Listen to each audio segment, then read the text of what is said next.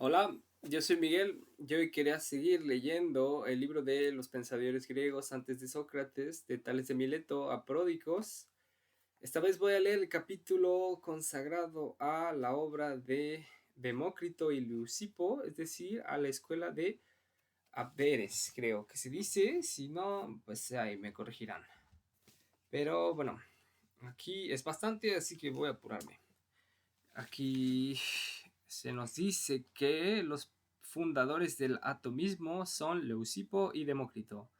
Dos dobles, dice Nietzsche. Algunos, como Epicuro, niegan la existencia de Leucipo. Es difícil hacer la diferencia o ver cuál es el punto de partida entre uno y el otro. En la doctrina, ver qué es lo que pertenece propiamente a Demócrito y lo que viene de Leucipo. Las certezas faltan sobre la vida de Demócrito. Uno, o se sabe que fue originario de Abdea, una de las colonias jónicas, y donde las culturas asiáticas se encontraron en contacto con la cultura griega. Fue contemporáneo de Sócrates y de Protágoras. Dice Nietzsche que ve en Leucipo el primer pensador racionalista, aquel que excluye con un rigor desconocido hasta entonces todo elemento mítico de su pensamiento. Él lo define así: una bella naturaleza griega parecida a una estatua, frío en apariencia, pero pleno de un fuego secreto.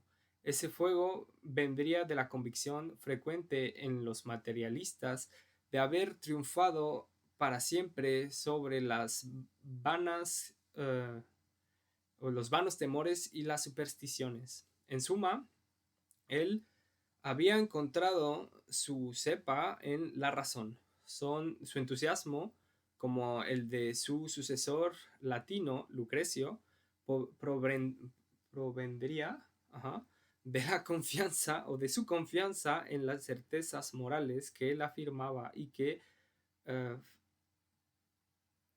liberaban al hombre de todo terror inspirado por los dioses. Demócrito creyó que hacía falta mantener y justificar el movimiento y la realidad del devenir, tan radicalmente negados por el eleatismo, es decir, por Parménides y sus discípulos.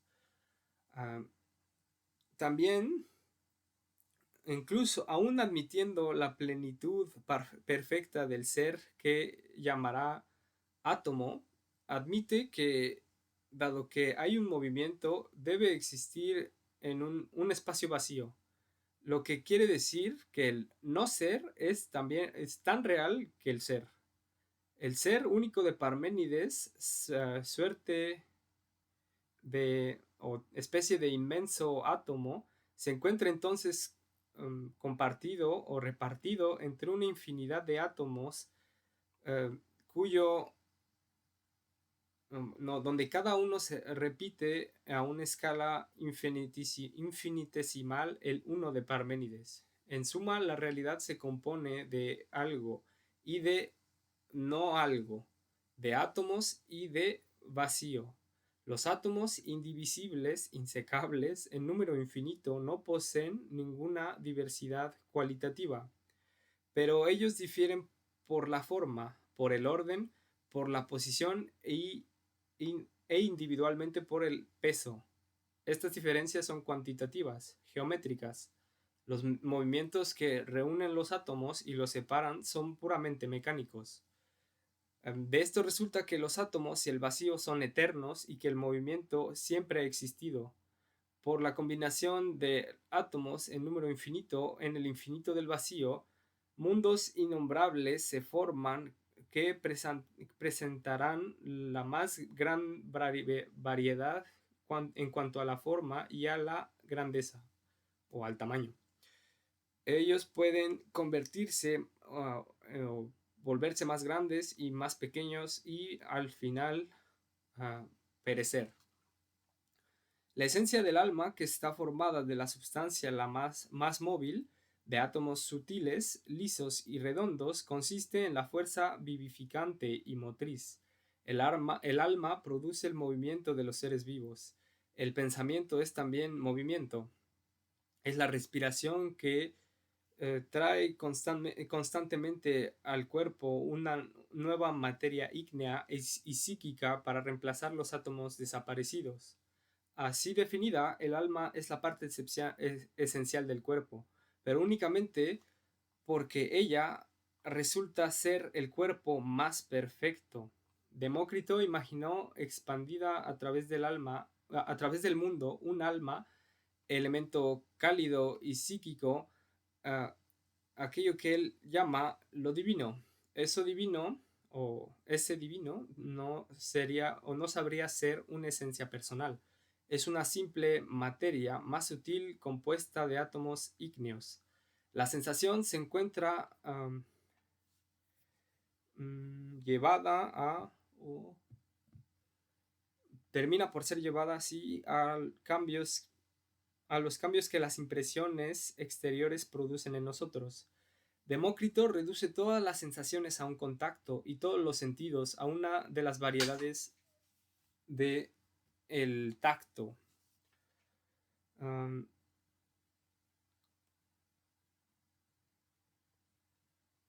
De todas maneras, este contacto no es inmediato. Tiene lugar por medio de las sensaciones. El atomismo, como bien lo dijo Brochard, es un dogmatismo. Demócrito no es escéptico, más que con respecto de los datos sensibles.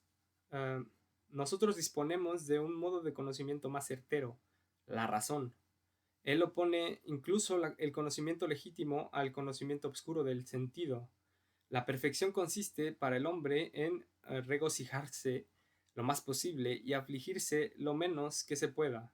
Pero de esto no se sigue que debo buscarse los placeres sin distinción. Todo es, uh, todo es un pretexto para dar consejos de prudencia y de moderación.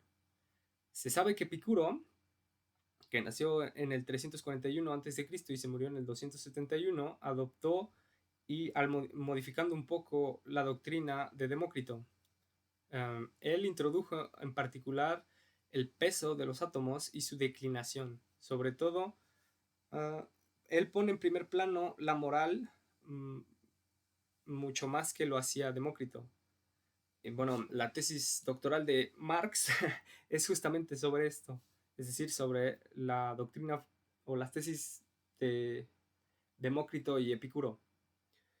Y bueno, después dice que Lucrecio en su De Natura Rerum expondrá con una magnífica convicción las teorías atomistas. Y aquí empiezan los fragmentos de la obra. En el único fragmento de Leucipo, que se llama Del Espíritu, dice: nada se produce en vano, pero todo se produce a partir de una razón y en virtud de una necesidad. Y aquí empiezan los fragmentos de Demócrito. En la ética dice: la reflexión procura tres ventajas: pensar bien, hablar bien, actuar bien. El placer y el dolor constituyen el límite de aquello que es útil o no. De la realidad no asimos nada absolutamente verdadero, pero sino solamente aquello que fortuitamente, conforme a nuestras disposiciones, a las disposiciones momentáneas de nuestro cuerpo y a las influencias que alcanzamos o se nos escapan. En los fragmentos auténticos de las obras indeterminadas, quien podría ser Demócrito o Leucipo, cualquiera de los dos, dice que la medicina sana los males del cuerpo, la sabiduría suprime los males del alma. Luego dice: el acto sexual es una corta apoplejía. El hombre sale del hombre, se despega, se separa como bajo el efecto de un corte. Esto le encantaría a Lacan, por cierto. Pero bueno, dice: la naturaleza y la educación están cerca la una de la otra, porque la educación transforma al hombre, pero esta transformación crea en él una segunda naturaleza. Y luego en los pensamientos dice: no son las fuerzas físicas ni las riquezas lo que otorgan lo que otorgan la felicidad, sino la rectitud y la prudencia. Arrepentirse de los actos, o de sí, los actos de uno que son vergonzosos, es salvar su vida. Aquello que da absolutamente las riquezas no sabría ser, no, aquel que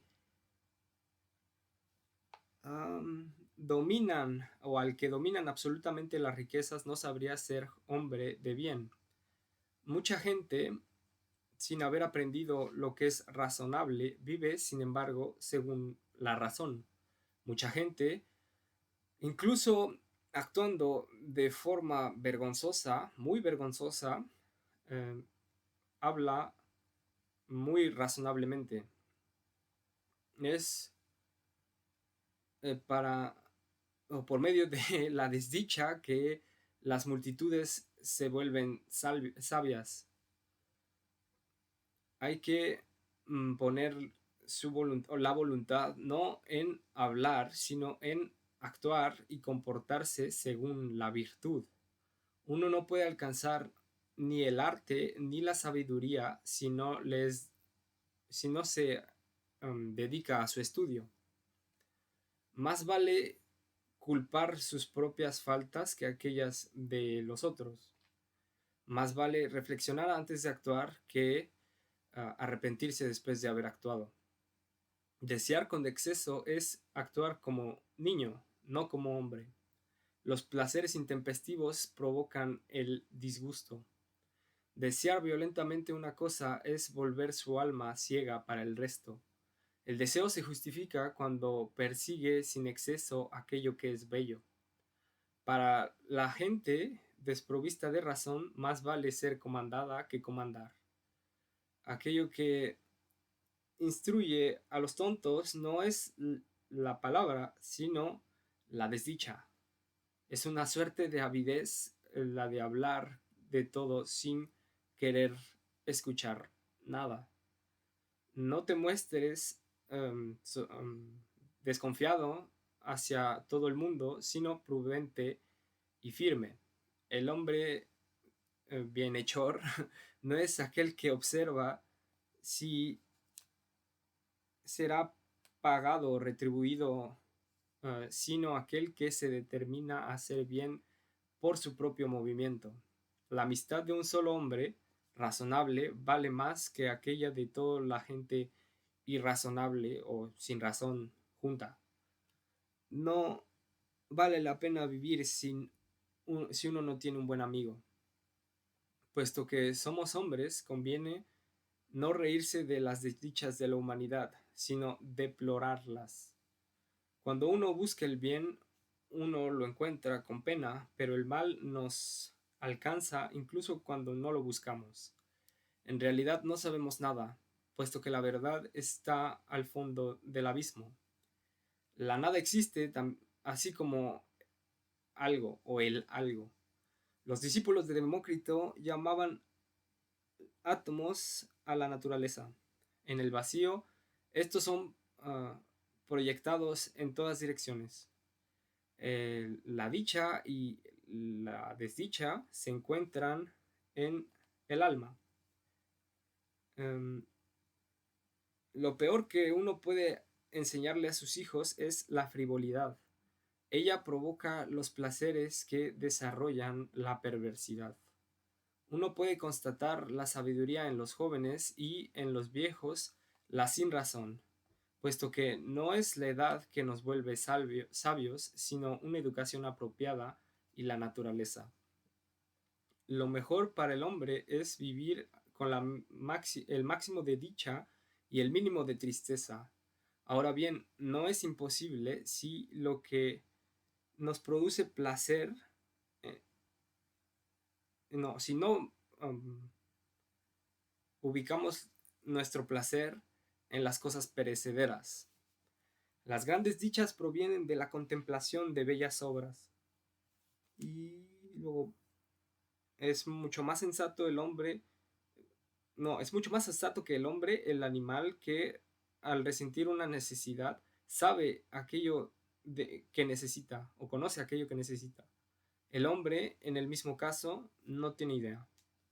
Los tontos desean aquello que está fuera de su alcance, pero aquello que está a su alcance o frente a ellos, aun si es mucho más ventajoso, se les escapa y dejan que se pierda. La franqueza es la característica de un espíritu libre, pero es embarazoso determinar el momento en el que hay que mostrarla.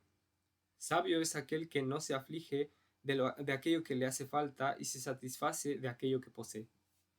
Y bueno, en los extractos de la doxografía de Leucipo y Demócrito solo copié las partes que son de Diógenes y Laercio y de Aetius. Y bueno, Diógenes nos dice que estas son las teorías de Demócrito. En el origen de todas las cosas estaban los átomos y el vacío. Todo lo demás no es más que suposición. Los mundos son ilimitados, engendrados y perecederos. Nada nace de la nada, ni retorna a la nada. Los átomos son ilimitados en grandeza y en número, y son llevados al todo en un torbellino.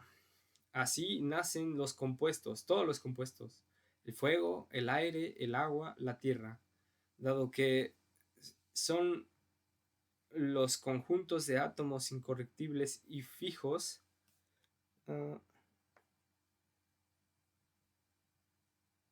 en razón de su firmeza. Nosotros no vemos más que proyecciones de imágenes y todo se hace por necesidad, puesto que el torbellino es la causa universal. Es el torbellino lo que es el destino. Y bueno, ahí nos explican también cómo entre Epicuro y Demócrito solo hay un pasito que se llama simulacro. Porque bueno, aquí lo que dice que nosotros percibimos como proyecciones de imágenes, en Epicuro se convertirá en simulacro. Y bueno, después dice, el soberano bien es la dicha o la eutimia, muy diferente del placer, contrariamente a lo que creyeron los que lo entendieron mal. Una actitud en la que el alma está en reposo y calma y no se deja perturbar por ningún temor, superstición o afección. Y por último dice Aetius, Demócrito y Epicuro, el alma es doble. Ella tiene una parte razonable y se establece en el pecho, y una privada de razón, esparcida en toda la substancia del cuerpo. Y por último dice que el alma es perecedera y desaparece al mismo tiempo que el cuerpo, yendo en contra así de la inmortalidad del alma platónica. Pero bueno, eso es todo por hoy. Y bueno, espero que les haya gustado. Y pues si les gustó, pueden darle like a este video. Igual pueden suscribirse a mi canal. También pueden dejarme comentarios. Pueden compartir mis videos. Y también pueden seguirme por Instagram. Nos vemos pronto.